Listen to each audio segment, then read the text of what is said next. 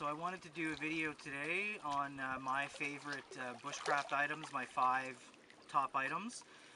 One thing I want to get out of the way really quickly, this is not necessarily the 5 most functional or used items, it's just the 5 favorite pieces of kit that are typically on me at any given time in the summer. In the fall and winter, my kit changes quite significantly. I load up the 30 or 50 liter pack. I bring my kettle, my zebra billy, and the kitchen sink. In the summer, I like to go really light, and there's something so liberating about just having the contents of a haversack, a hatchet, and a knife on you, and just being able to go into the woods and move around and not be so burdened with all kinds of kit. So let's get into it. I'll start reviewing my 5 top items. So number 1, Hidden Woodsmen Haversack. This is something I think I picked it up last fall, and it was fall. I didn't really appreciate the haversack immediately at the time. When the weather started warming up and I started paring down my kit, I really started to appreciate the benefits of this sort of more minimalist style carry. So it's a haversack. It's got a strap here for over the shoulder carry. It's got an axe loop here for my hatchet. I'll take that out.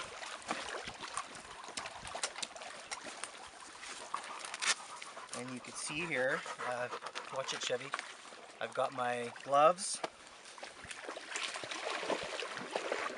charging station for the GoPro and my camera, Hidden Woodsman Possibles pouch. I've got a ton of stuff in here, tinder kit. I've got some birch, some usnea, old man's beard, a little tiny piece of polypore fungus, ferro rod, got some horseshoe fungus in here, a nice piece of fat wood for emergency fire starting, and military compass. So with all of this kit in here, I would still have room for a snack or a lunch. It's got a zippered area here for even more items, and it's got a secondary here as well, pouch, where I could put some more kit in there. So that's basically item number 1, Hidden Woodsman haversack.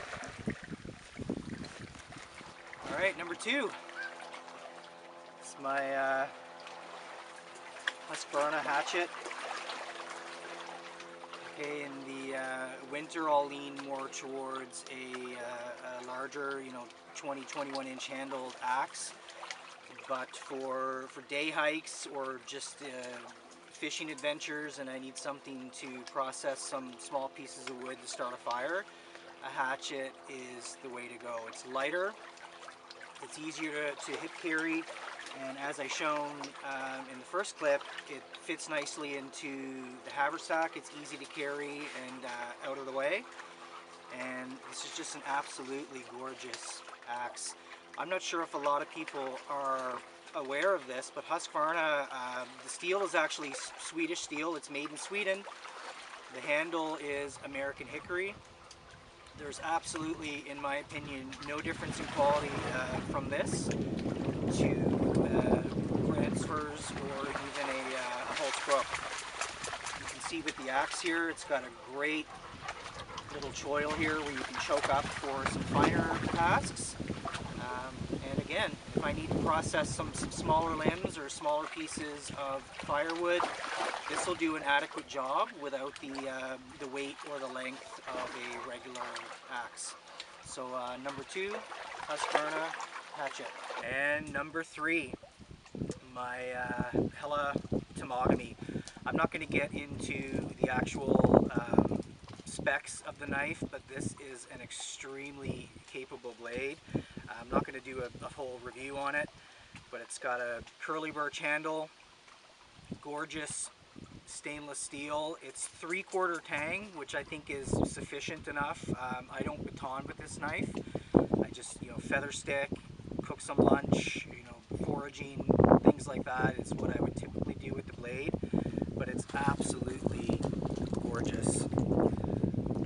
Fits in the hand, really, really nice. It's got a great choil here that you could choke up on. It stays very sharp. I'm not sure if you're watching this video and you're not familiar with Helle blades.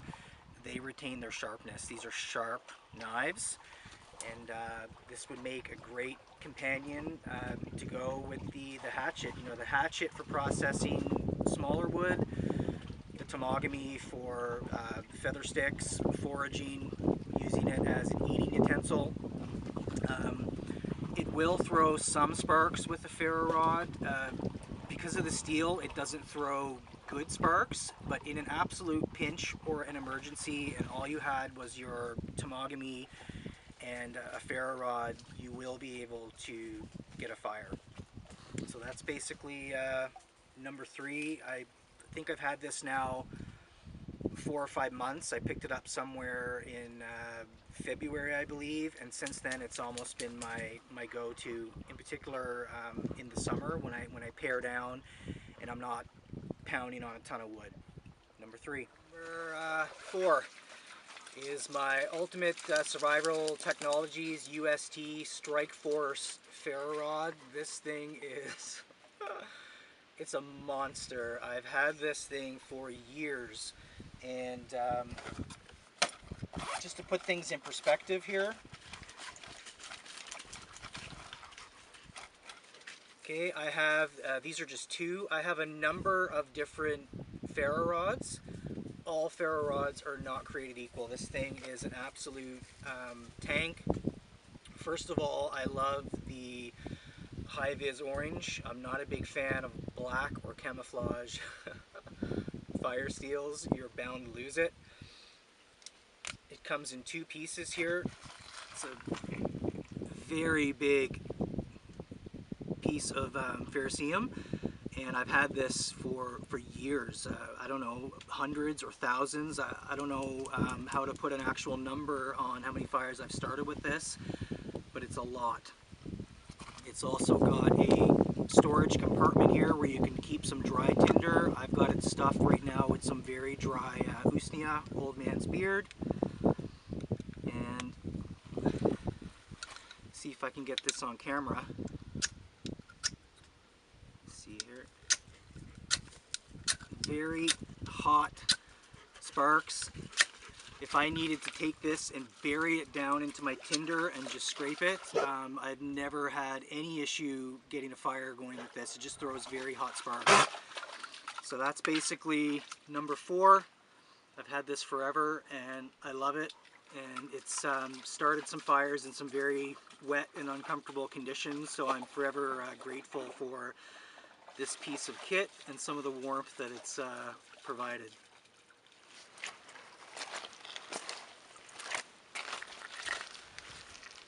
And last but not least is my heavy cover ink Canteen cook set. The Canteen itself holds 1.1 liters of fluid.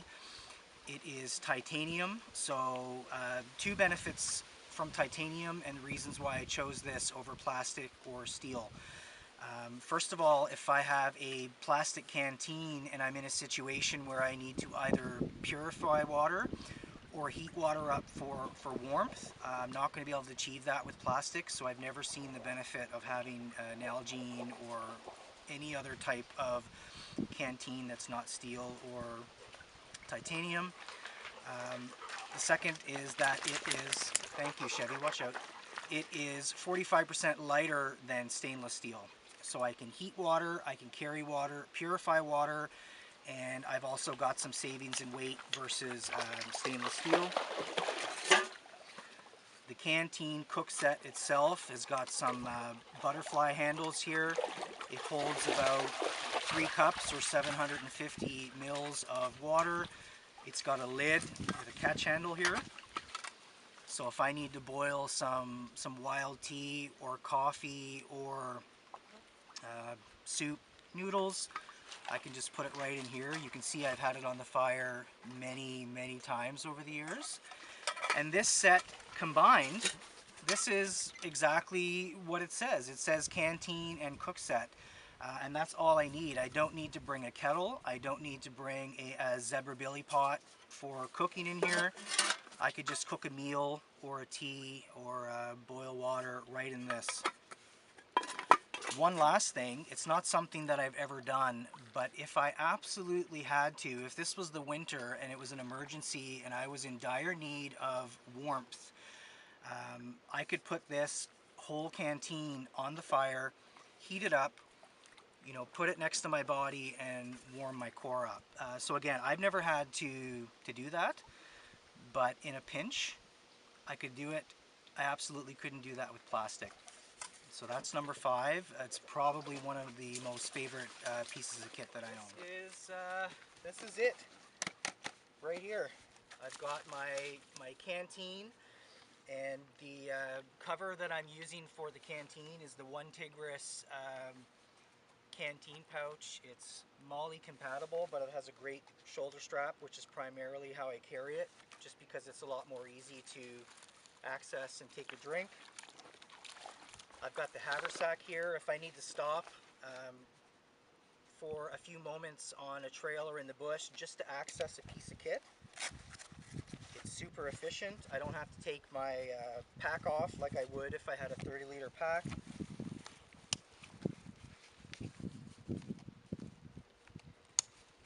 And we've got the loop here for the hatchet. So I've got a lot of mobility. It's very lightweight.